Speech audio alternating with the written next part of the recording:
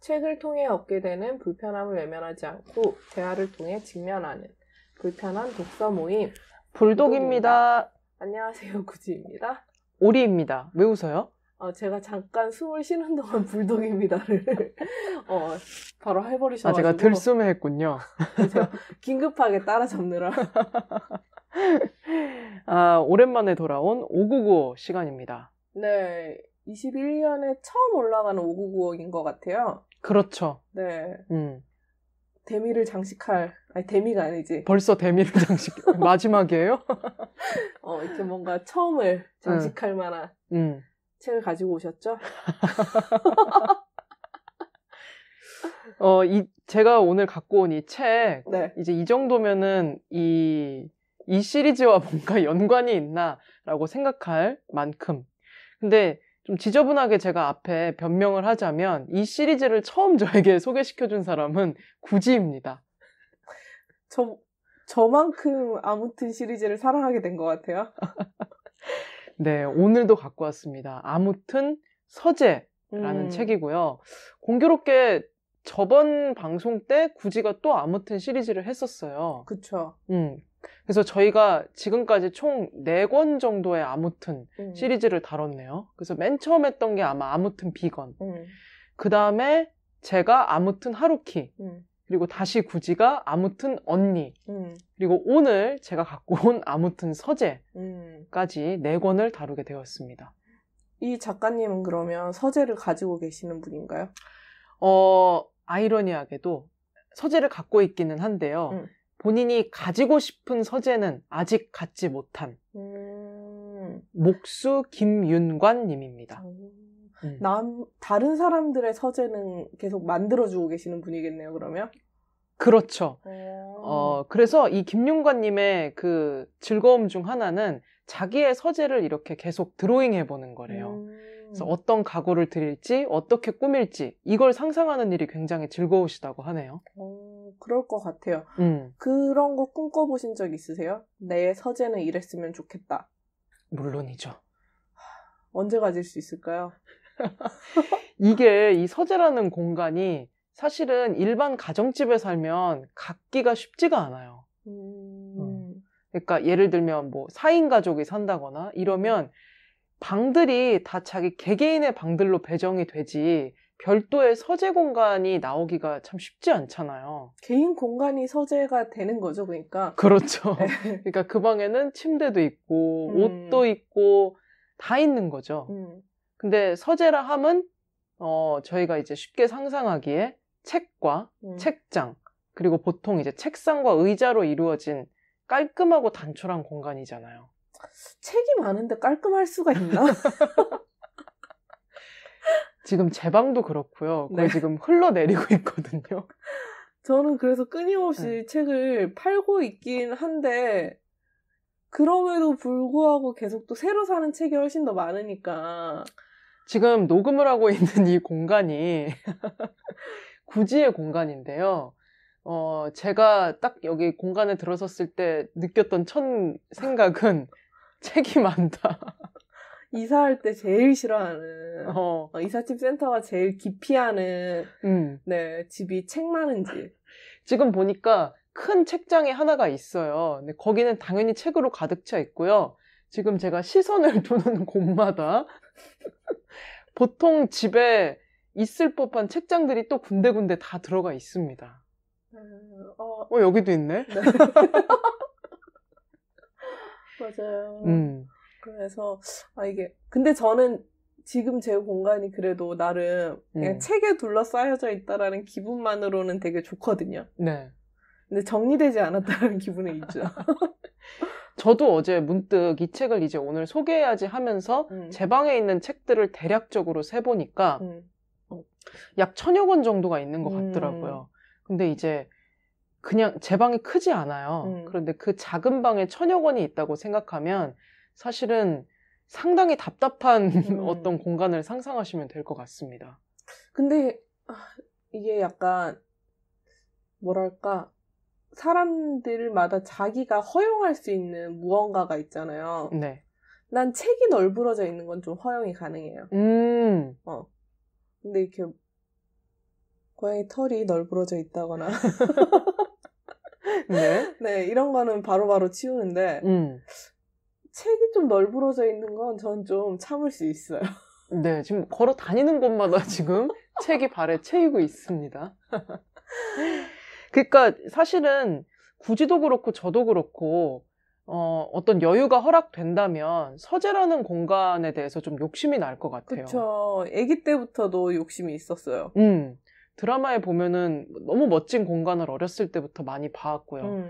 근데 그 공간에 대해서 목수가 얘기를 한다고 하니까 확 좀 끌리더라고요. 어땠어요? 당연히 추천하고 싶으니까 오늘 갖고 온 게 있고요. 이 책의 구성이 좀 재밌어요. 차례를 보면 첫 번째 목수의 서재라는 챕터가 나오는데 아까 말했듯이 본인이 원하는 서재를 아직 갖지 못했다라는 얘기가 나오고요. 그 이후로 이어지는 챕터가 뭐냐면 책장, 책상, 의자, 책입니다. 그래서 이제 서재에 들어갈 가구들 그리고 책에 관해서 이제 본인 나름의 의견을 써주시는데 상당히 흥미로워요.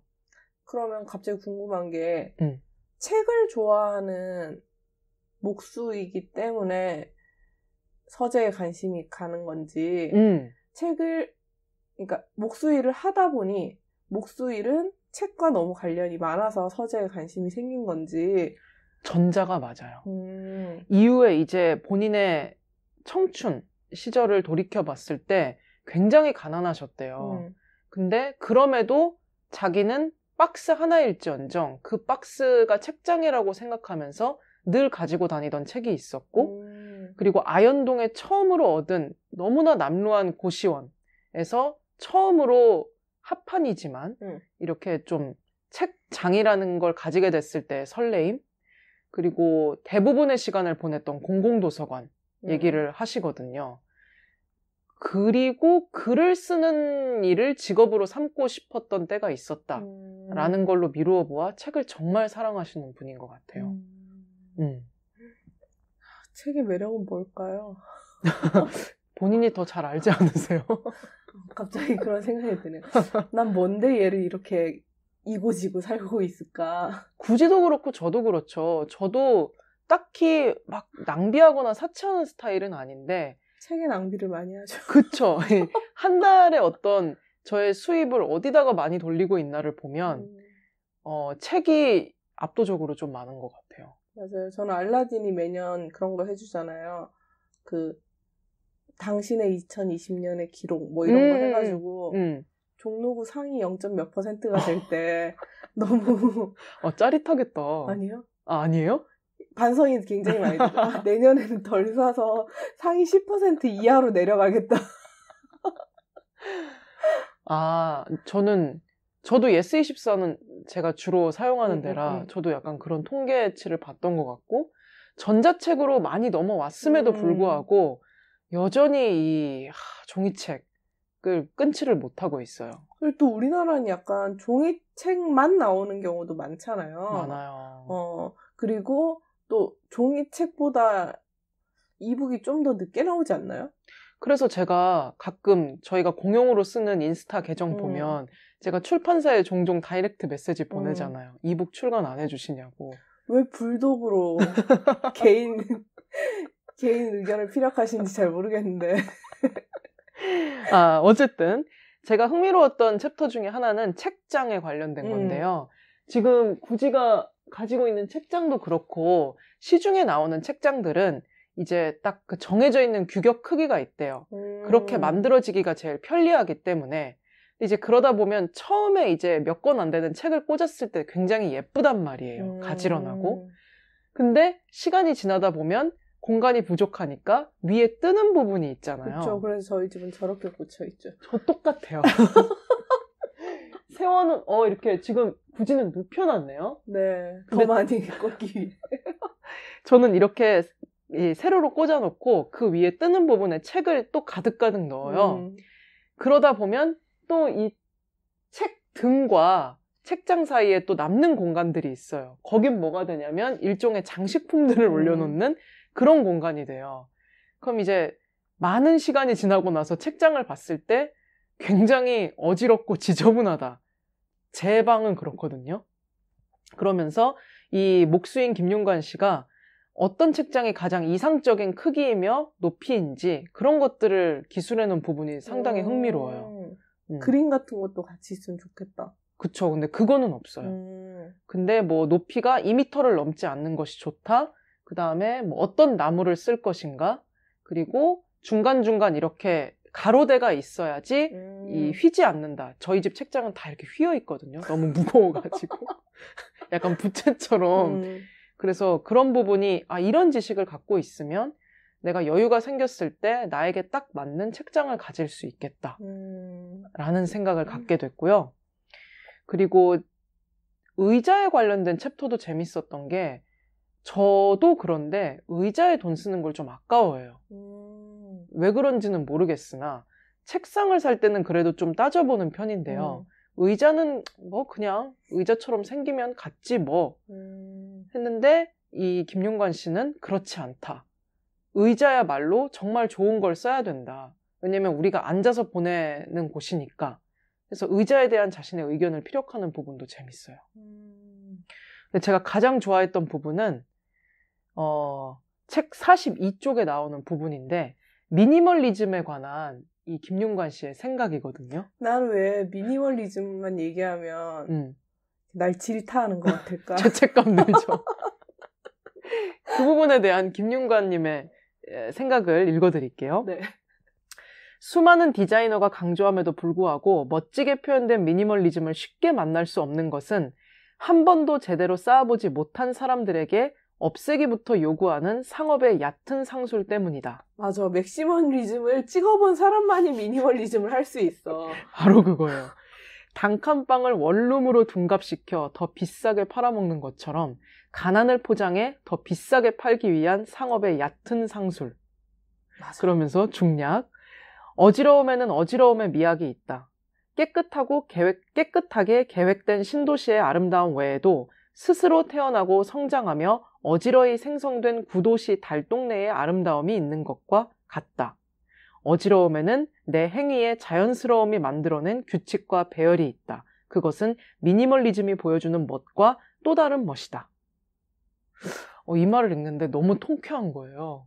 저도 저희 집에 언니가 와가지고 이렇게 막 보다가 그 얘기를 했어요. 그러니까 전 짐이 되게 많다고 생각을 하거든요. 책도 많고 해서. 근데 언니가 네가 방 한 칸만 더 있는 집을 갖게 되면 전혀 많은 짐이 아니다. 그러니까 서재처럼 그 방 하나를 서재로 책을 다 밀어 넣어버리고 옷방을 만들어서 넣어버리고 하면 안 보이는 거잖아요. 그쵸. 그러니까 미니멀리즘은 넓은 공간에서 나온다는 거예요. 그러니까 다 장식장 안에 넣어버리면 안 보이면 끝인 거잖아요. 어떻게 보면. 근데 방이 하나고 방 하나에 뭐 주방도 있고 거실도 있고 침실도 있고 서재도 있는 이런 집에서 미니멀리즘을 꿈꾸는 건 말도 안 되는 일이다. 그리고 언제부터인가 이 미니멀리즘이 굉장히 트렌디화 되면서 뭔가 짐을 쌓아안고 사는 사람들을 도태된 사람 같지 않아요? 약간 시대의 흐름에 부응하지 못하는 옛날 사람 같은. 맞아요. 무슨 어떤 방송에서도 보면 신발을 많이 가지고 있는 연예인. 그러면서 뭔가 이 사람은 많잖아요. 문제가 있다. 정서적으로. 그냥 돈이 많고 그리고 신발을 좋아하는 거겠지. 누군가는 신발을 수집한다고 포장을 하기도 하면서 누군가는 신발을 많이 가지고 있다고 또 욕하는 것도 웃기잖아요. 맞아요. 근데 뭔가 그 사람 본인도 반성을 하는 것 같은. 그래서 이게 그러니까 미니멀리즘이 오로지 딱 정해진 유일한 정답인가? 라는 생각이 들면서 또 제 책장을 다시 한번 보게 되는데 근데 죄책감이 든단 말이야. 괜히 그쵸. 네. 이렇게 가족들도 보면은 약간 경탄이 섞인 한숨을 쉰단 말이에요. 그러면서 너는 여기에 뭐가 있는지 아니? 라고 하는데 놀랍게도 누군가 저한테 그 책이 어디 있냐고 물어보면 저는 찾을 수 있거든요. 전 시간이 걸려요. 있다 없다는 기억하는데 어디 있는지는 좀 찾아야 돼. 그러니까 지금 제가 딱 읽어드린 것만 봐도 이 김윤관님은 글도 굉장히 잘 써요. 그리고 평소에 깊은 사유를 하고 계시는구나 라는 생각을 하게 만들기 때문에 너무 재밌었고요. 이 뒤에 이어지는 또 챕터가 청춘의 서재, 여성의 서재, 공공의 서재, 선비의 서재 이렇게 나뉘거든요. 선비의 서재 궁금하네요. 아, 이 김용관님이 이런 거만 있는 거 아니야? 이 추구하는 스타일은요, 조선의 미학이에요. 책이 몇 권 없겠네. 아니, 그건 아닌데 그 어떤 단정함, 그다음에 깔끔함 이런 것들을 또 추구하시기 때문에 기회가 되면은 전시 같은 걸 하신다면 꼭 가고 싶은 기분이 들었는데 그것보다도 이제 제가 정말 좋아했던 챕터는 여성의 서재예요. 이 부분을 읽으면서 확신할 수 있었어요. 아, 이분은 페미니스트구나. 그래서 여성의 독서에 관해서 정말 이렇게 깊이 있게 사유하고 계신다라고 하면서 좀 강경한 어조기는 한데요. 뒤에 뭐라고 얘기를 하시냐면 앞서 말했듯이 남자들의 시대는 쇠퇴기에 들어선 지 오래다. 남자들은 경영권을 내려놓고 뒷방으로 물러가 바둑으로 소일하며 자신을 돌아보고 소진된 기력을 회복해야 한다. 읽던 책도 잠시 멈춰야 한다. 남자들이 앉았던 의자는, 책을 읽고 글을 쓰던 책상은, 서성이며 사색을 하던 서재는 이제 여성들의 것이 되어야 한다. 이렇게 얘기를 하시거든요. 그러니까 이 앞에 이제 여러 이야기가 있는데 과거에는 여성들이 독서를 한다는 행위가 좀 이렇게 한심한 취미처럼 여겨졌다는 거죠. 소일거리라던가. 그리고 여성들이 읽는 책은 뭔가 로맨스 소설이 많아 라는 식으로 좀 하찮게 여겨졌는데 그렇지 않다. 여성들은 성찰적인 독서를 한다 라는 식으로 굉장히 잘 설명해주고 계세요. 다양한 독서가 있을 수 있지. 판단하지 마. 그렇죠. 그렇죠. 판단하면 안 되는데 항상 여성의 독서 취향이 남성의 어떤 시선 속에 갇혀지고 그로 인해 재단되고 마치 남성이 읽는 책이 더 뭐라 그럴까요? 더 깊은 사유를 가지고 있는 책처럼. 저도 어렸을 때 그런 이야기 많이 들었던 게 기억나네요. 아, 넌 소설책 좋아해? 라는 거에 깔려있는 무시가 있거든요. 맞아요. 네, 비문학 읽는 게 훨씬 더 대단하고 뭔가 세상을 읽는 눈을 가진 것처럼 보이잖아요. 난 안 그렇던데. 맞아요. 진짜. 그리고 이 김용관님은 여성들이 그냥 소일거리로 책을 읽은 게 아니라 그 시대 때, 지금도 마찬가지고요. 자유와 독립을 위해서, 그러니까 일종의 생존을 위해서 책을 읽었다고까지 얘기를 하시거든요. 저는 그 말이 전혀 과장되어 있다고 생각하지 않아요.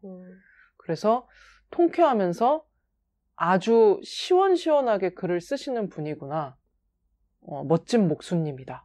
라는 생각을 하면서 즐겁게 읽었습니다. 네, 근데 또 너무 좋은 서재를 갖기 위해서는 돈이 많이 필요하다. 공간도 있어야 되지, 좋은 가구도 있어야 되지. 그쵸. 네. 뭐 갑자기 쭈글탱이가 되는 것 같은 기분이 드네요. 나중에 괜찮으시면 저런 공용 서재를 겹치는 책이 너무 많을 것 같아. 왜 우리 막 공동 작업실 같은 거는 많이 쓰시잖아요. 맞아요. 있으면 좋을 것 같기는 한데. 특히 미술하시는 분들은 팀을 꾸려서 쓰시기도 하니까. 나중에 뭐 그것도 기회가 되면 네. 기운이 하나도 없네요. 먼 미래의 일 같아서. 네, 그러면 네. 저는 굉장히 오랫동안 미뤄왔던 최진영 작가님의 겨울방학을 가지고 왔습니다. 네. 너무 좋아요. 말도 다들 읽어보시길 바랍니다.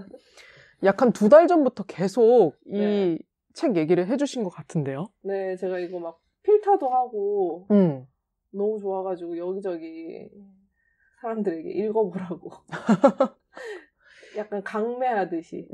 이것도 약간 민음사 젊은 작가 시리즈인가요? 네, 이게 그 가만한 나날 그 사이즈로 딱 이보나도 이 사이즈잖아요. 이 사이즈로 나오는 책이 있고 그다음에 젊은 작가 시리즈 같은 경우 공상표 같은 경우는 그 양장본이잖아요. 맞아요. 그 시리즈가 2개인데 저는 양장본보다 이렇게 한 손에 들어오는 책이 더 좋은 것 같아요. 책의 표지를 보니까 진짜 초등학생들이 일기장에 그렸을 만한 그림이 있네요. 맞아요. 그래서 이건 최진영 작가님의 단편 소설집이거든요. 네. 그래서 여러 가지 단편들이 실려 있는데 저는 그 중에서도 오늘 표제작인 겨울방학 그리고 어느 날이라는 두 작품을 소개하고자 합니다. 네. 사실 다른 작품들도 너무 좋아요. 이 최진영 작가님이 잘하는 게 뭔가 되게 일상적인 장면들 속에서 개인의 복잡하고 관계에서 비롯되는 미묘한 감정의 결 같은 것들을 잘 집어내고 있다라는 생각이 드는데 네 그래서 이 겨울방학이라는 소설은 그렇게 시작해요. 어떻게 시작하냐면 성인이 된 조카인 거죠. 이제 이나라는 조카가 있는데 그 이나가 과거를 회상하면서 시작이 돼요. 그러니까 나는 아직도 고모의 전화번호를 기억한다. 그러니까 이게 단축번호라든지 아니면 그냥 우리가 뭐 고모 검색해서 전화번호를 아는 게 아니라 머릿속으로 기억하고 있다라는 건 어렸을 때 외운 적이 있는 거죠. 외운 적이 있는데 그러면서 과거로 넘어가는데 9살 이나의 이야기가 나와요. 네. 9살 이나가 고모네에서 겨울방학을 한 달 정도를 보내는 시간을 이야기를 하고 있어요. 네. 그러니까 초등학생인 거잖아요. 9살이면. 예. 그 9살 이나가 엄마의 출산 때문에 아빠 손에 이끌려서 고모네에 가게 되는 이야기인데 네. 가는 도중에 그런 질문을 많이 해요. 9살짜리니까 굉장히 많은 질문들이 있을 나이잖아요. 세상에 대한 궁금증이 많을 나이고. 네. 그래서 아빠에게 고모는 어떤 아파트에 사냐라고 물었더니 아빠가 고모는 아파트에 살지 않아 라고 얘기를 해요. 그리고 아빠가 고모네에는 처음 간다고 얘기를 합니다. 자신은 그동안 갈 일이 없었다고. 그리고 또 이나는 근데 그동안 계속 아파트에만 살았던 거예요. 네. 아파트가 아닌 동네에는 친구들과 뭐 탐험을 가듯이 놀러 간 적은 있지만 그날은 이나에게 있어서 굉장히 큰 일탈의 날이었어요. 그 이유는 아파트 단지 내에는 어린이집도 있고 유치원도 있고 초등학교도 있고 학원도 모두 있기 때문에 이 아파트 단지 내에서의 삶이 굉장히 안정적인 삶이었던 거죠. 근데 지금 자라는 많은 아이들이 이렇게 자라고 있지 않을까라는 생각이 사실 들었어요. 그러면서 고모네 집에서 지내게 된 이나는 고모네 집에 없는 것들을 찾아내기 시작해요. 네. 고모네 집에는 신발장이 없어요. 욕조가 없고요. 네. 그리고 침대가 없습니다. 그리고 텔레비전이 없고요. 그리고 고모는 아침을 먹지 않아요. 그리고 고모는 출근하지 않아요. 출근하지 않는 그 프리랜서? 집에서 일을 할 수 있는 직업을 가지고 있는 사람인 거죠. 네. 그리고 그런 도중에도 이나를 챙겨서 밥을 차려주고 같이 점심을 먹고 또 이나에게 할 것을 주고 고모는 일을 하고 그리고 저녁에는 이나 손을 잡고 동네를 산책하고 마트를 구경하기도 하고 이런 되게 잔잔한 일상을 보내게 돼요. 네. 근데 그 일상을 보내던 어느 날 이나가 고모에게 물어봐요. 고모 집에서 제일 비싼 건 뭐야? 우리 아파트는 4억이 넘는 데인데 고모네 집은 얼마야? 네. 근데 고모가 그렇게 얘기하거든요. 아, 이건 고모 집이 아니다. 뭐 이런 식의 이야기를 해요. 그럴 때 그럼 고모는 집이 없는 거야? 그럼 고모는 가난해? 고모는 왜 신발이 2개뿐이야? 우리 집엔 냉장고가 3개인데. 이런 식의 질문을 그러니까 아이니까 던질 수 있는 거겠죠. 저는 아이기 때문에 던질 수 있는 질문들이라고 생각하는데 네. 이런 질문들에 고모가 굉장히 차분하게 이나의 눈높이에 맞게 답을 해줘요. 답을 해주는데 또 그런 대답을 그러니까 답을 잘 해주니까 이나가 계속 질문을 하겠죠. 이나가 또 그렇게 물어봐요. 그럼 고모 통장에는 얼마가 있어? 근데 이렇게 물었을 때 고모가 그런 질문은 실례야 이나야 라고 바로 잡아주는 장면도 나와요. 근데 이렇게 자다가 또 깬 어느 날 이나가 그렇게 얘기하거든요. 신발이 자꾸만 눈에 보여. 그러니까 신발장과 현관과 집의 경계가 모호한 거죠. 그쵸. 그래서 그런 이나를 위해서 고모가 또 현관문 앞에 커튼을 달아줘요. 근데 이 커튼을 달아주는 날 이나가 고모한테 이렇게 말하거든요. 고모는 가난하니까 이런 데서 사는 거잖아. 나는 푸르지오에 산단 말이야. 푸르지오에는 이런 거 필요 없단 말이야. 이나는 현관의 커튼을 가리키며 항의하듯이 말한다. 그러자 고모가 이렇게 말해요. 이나는 고모집이 싫은 거구나 라고 깨달은 사람처럼 말을 하는데 그러면서 고모가 그렇게 얘기하거든요. 고모는 고모집이 좋은데 그랬더니 이나가 그렇게 얘기해요. 거짓말을 하지 마. 고모도 고모집이 싫으면서 라고 얘기하니까 이 말이 되게 와닿아서 고모가 그렇게 얘기해요. 거짓말 아니야. 난 여기가 좋아. 이 정도면 충분해.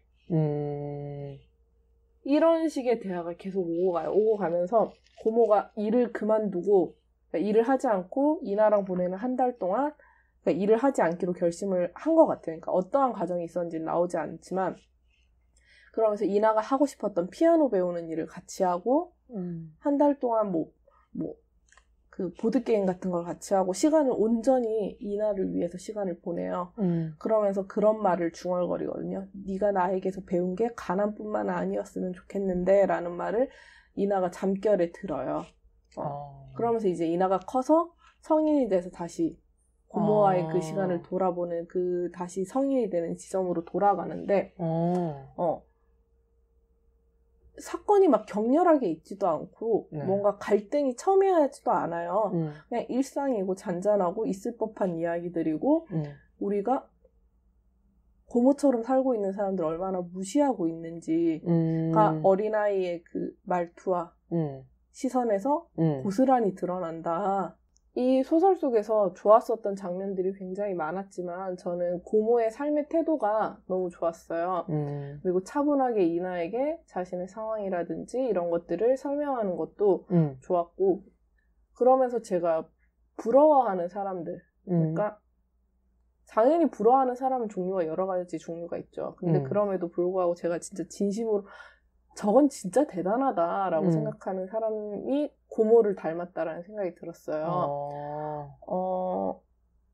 자신이 가진 범위 내의 것을 부끄러워한다든지 아니면은 뭔가 민망해하지 않고 그 안에서 자신의 삶을 강단 있게 꾸려나가는 단단함을 가졌다라는 생각이 들어서 너무 좋았거든요.